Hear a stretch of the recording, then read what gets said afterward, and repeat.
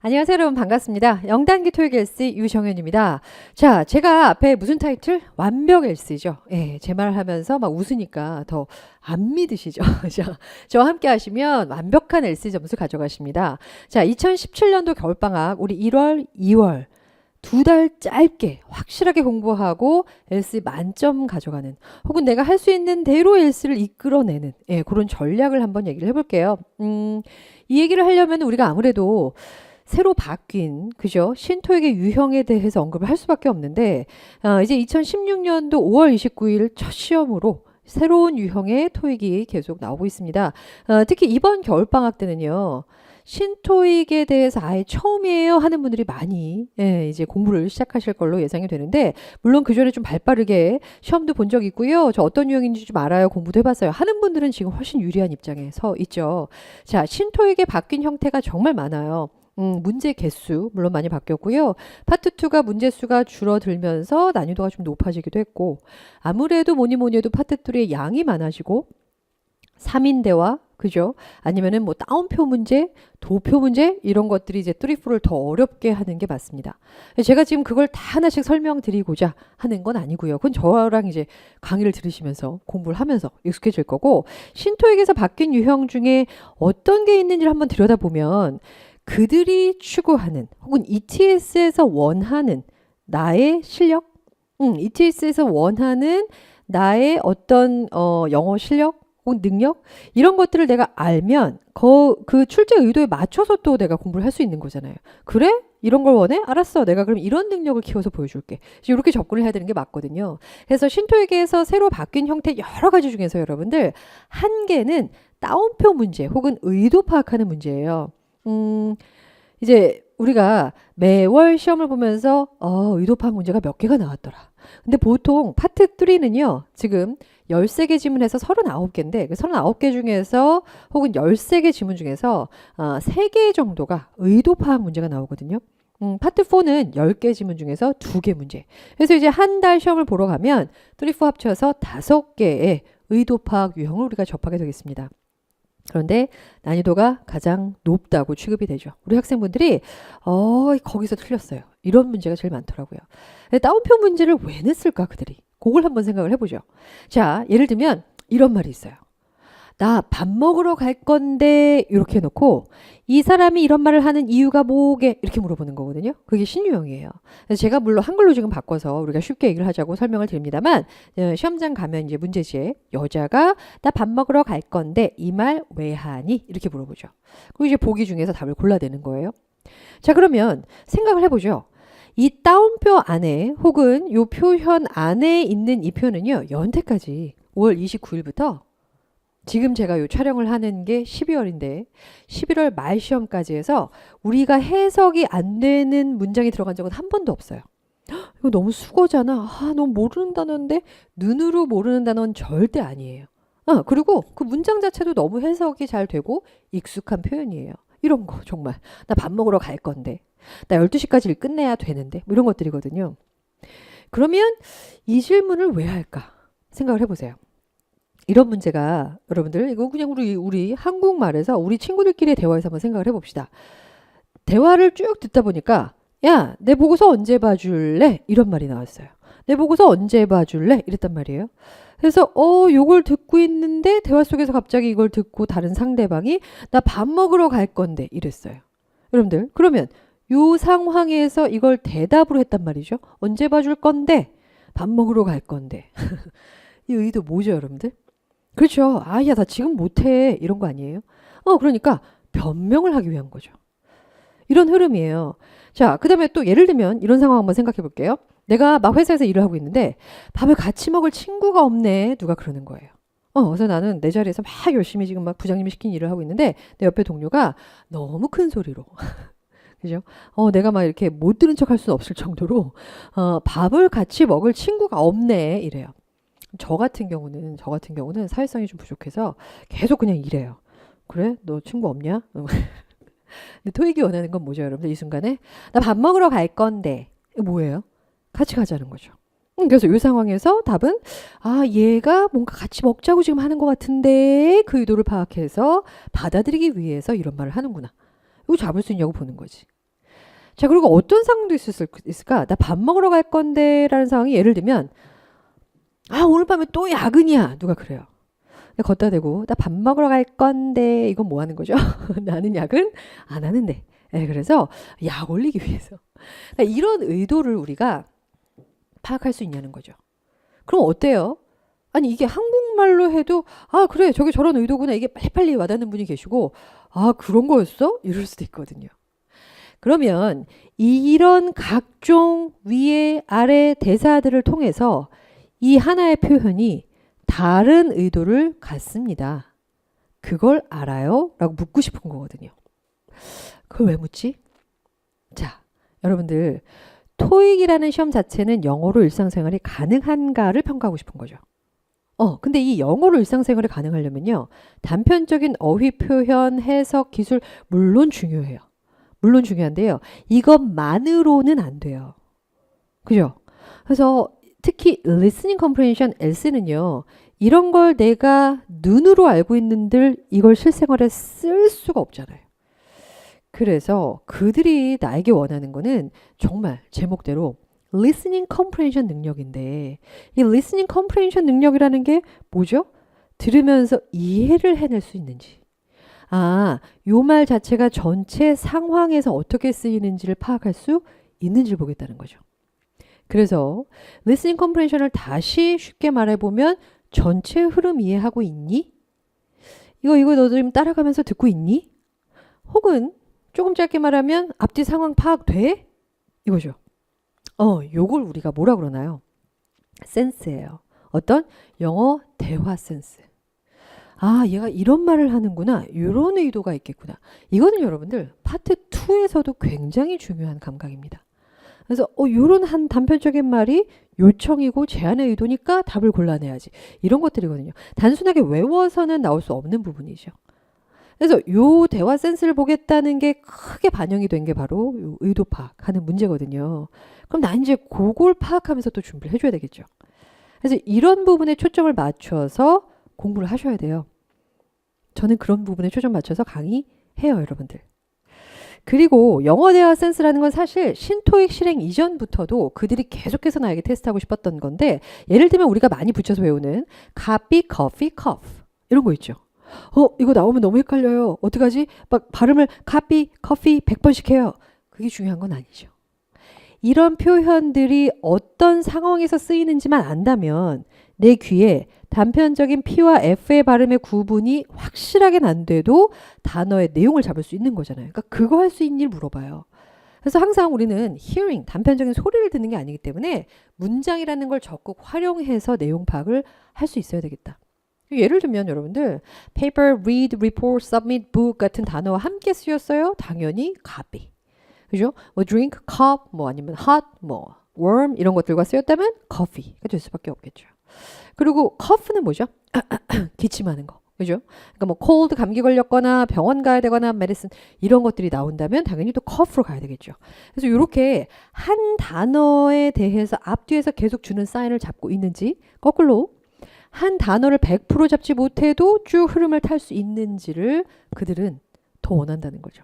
거기에 초점 맞춰서 준비해 주셔야 돼요. 듣기는 여러분들 생각보다 쉽지 않아요. 왜냐하면 이게 한국말에서도 우리가 단편적인 단어는 알지만 앞뒤 상황을 모르고 들으면 정말 착각할 만한 그런 소리들이 많거든요.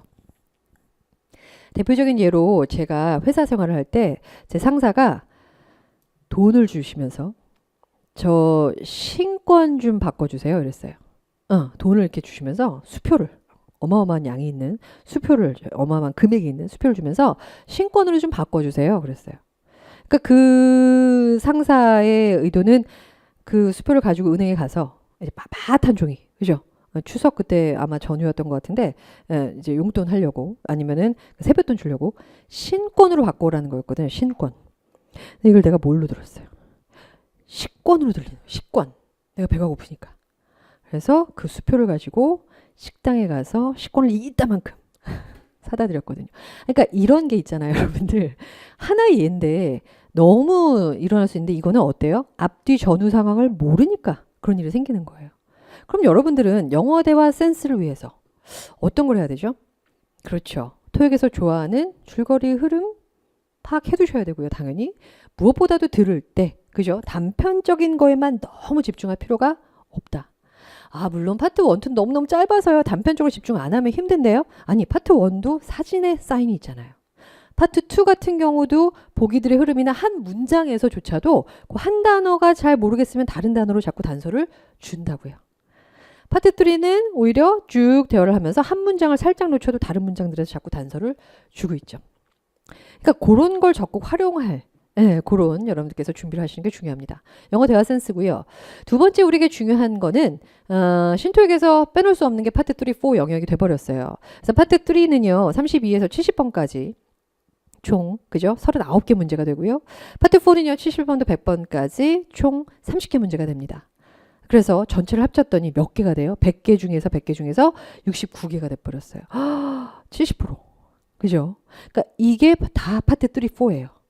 파트 3, 4는 일단 어떤 부담이 있어요, 여러분들? 귀로만 하는 게 아니더라. 눈과 귀가 함께 움직여야 되더라. 그래서 파트 3, 4가 강해지면서 질문 보기를 얼마나 신속 정확하게 파악해 놓느냐가 관건이 돼버렸고요. 이건 너무 잘 알고 계시겠지만 내가 주어진 질문 보기의 단서를 정확하고 빠르게 파악을 해놓느냐 아니면 눈에 보이는 게 있건 없건 일단 듣고 나서 맹목적으로 맨땅에 헤딩하느냐 차이가 어마어마하게 커집니다. 속도, 엘스는 속도 그렇게 중요하지 않아요, 여러분들. 들려지는 순간에 낚아채고 다음 번호 넘어가기 전까지 정리하면 되잖아요. 정확도 어마어마하게 차이나죠. 미리 내가 파악을 해놓고 빨리빨리 답을 정리할 수 있는 능력. 그렇다면 이걸 통해서 나에게 무슨 능력을 요구하는 거죠? 해석 능력이죠. 해석 능력이에요. 자, 예를 들면 여러분들 이런 질문이 있어요. 시험장에서는 한 개 지문에 문제가 3개가 있잖아요. 근데 3개 중에서 3개가 다 이 정도 길이로 나오긴 힘들어요. 그런데 예를 들면 이게 가운데 문제고 첫 문제 마지막 문제는 뭐 단답형으로 굉장히 짤막짤막한 단어들이 보기에 있어도 이게 가운데 떡하니 버티고 있으면 벌써 이렇게 되죠. 자, 미리 읽건 아니면 들으면서 읽건 간에 내가 눈으로 영어를 대하는 순간순간 바로바로 해석을 하고 계셔야 되고 그런 훈련을 미리 하고 나서 3, 4를 푸는 게 훨씬 빠르고 정확합니다. 1번 보면은요. 나는 일단 시험장에서 어떤 준비를 하실 거예요? 여자에 대해서 말되는 거? 여자 얘기하네. A번 보면은 used to own a clothing store 이거 읽고 계실 거예요? 아니죠. 옷가게 하나 가졌었다고? 이거.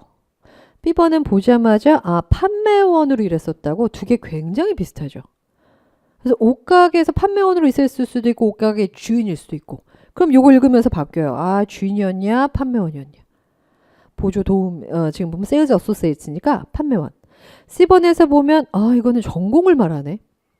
D번을 봤더니 waking up early? 일찍 일어나는 습관? 근데 익숙하지 않다고 이런 거.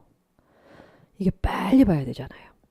근데 여러분들께서 정말 하루 이틀 정도만 작정하고 가지고 계신 기본서나 아니면 문제집 이런 것들에 질문 보면 쭉 읽는 훈련 한번 해놓잖아요. 다음부터 문제 풀 때 완전 속도가 달라져요, 여러분들. 분명히 시간 투자해서 훈련하실 필요가 있죠. 이런 질문도 마찬가지예요. 3개 중에서 하나만 이런 게 나와도 막혀버리는데요. 근데 신토익에서 파트 3, 4, 파트 3의 양이 많아지고 따옴표 문제가 나오고 표 문제가 나온 거 말고 또 변화된 게 뭔지 아세요? 보기가 길어졌어요. 보기가 길어졌고요. 3명의 대화로 막 정신이 없어요. 산만해요. 그러니까 그런 것들을 극복할 수 있는 힘은 눈에 강한 힘을 키워야 될 수밖에 없죠. 그래야 집중을 하죠. 그러고 내가 듣고 사전에 미리 보면서 이런 상황이구나 알고 들어갈 수 있잖아요.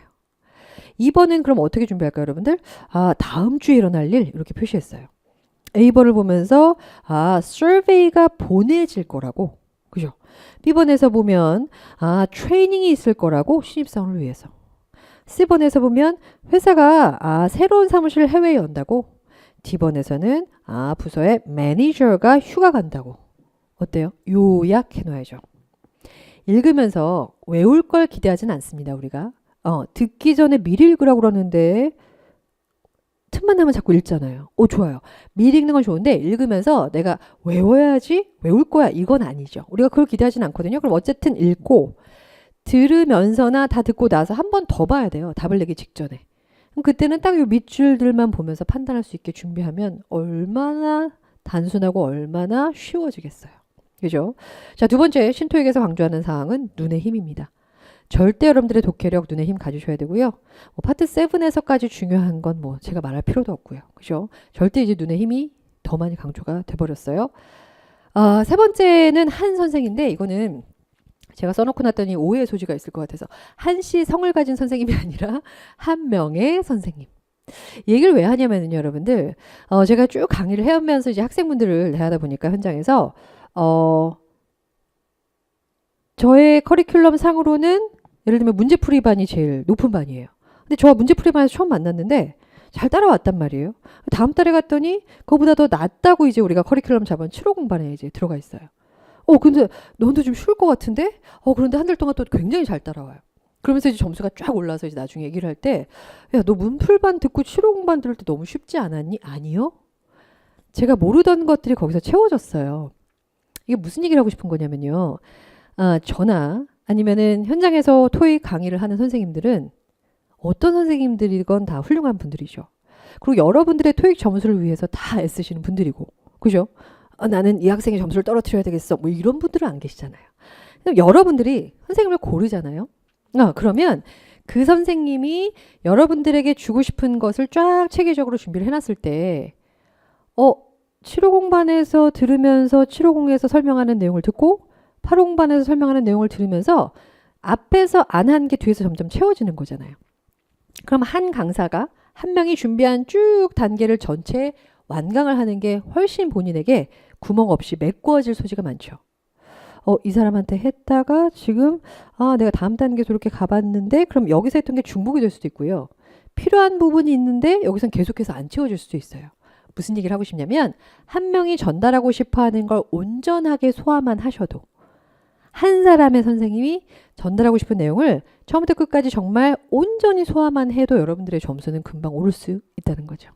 그래서 여러분들이 본인만의 또 선택 스타일이 있으세요. 나와 잘 맞는 강좌를 선택하는 게 굉장히 중요합니다.